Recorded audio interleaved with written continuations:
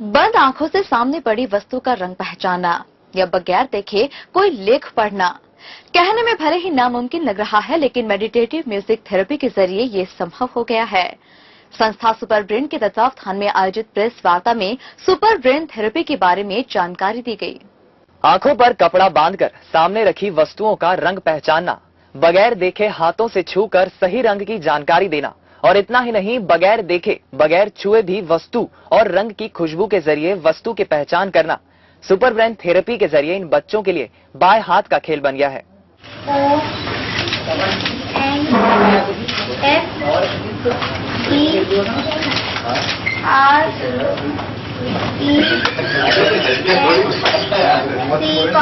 संस्था super brain के संस्थापक विशाल गुप्ता ने बताया कि मेडिटेटिव म्यूजिक थेरेपी के जरिए बच्चों के मस्तिष्क का विकास और उसका भरपूर उपयोग लेने की कला विकसित की जाती है।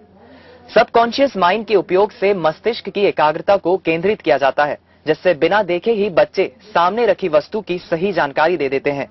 साथ ही उन्होंने बताया कि इस थेरेपी के जरिए अलग अलग तरह की दिमागी और शारीरिक कसरत कराकर बच्चों के मस्तिष्क के समझने की क्षमता को विकसित किया जाता है।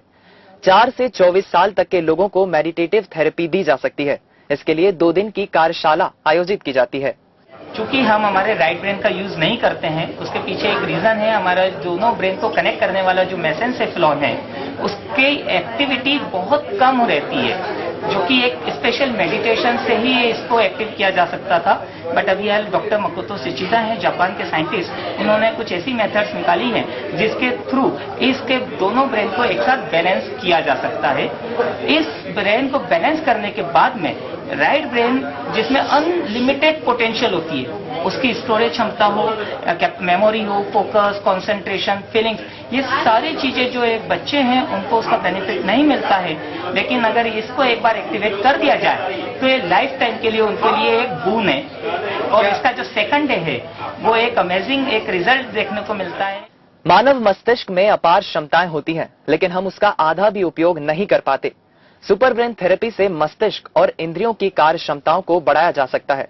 Bureau report, Hathway BTV news, Indore.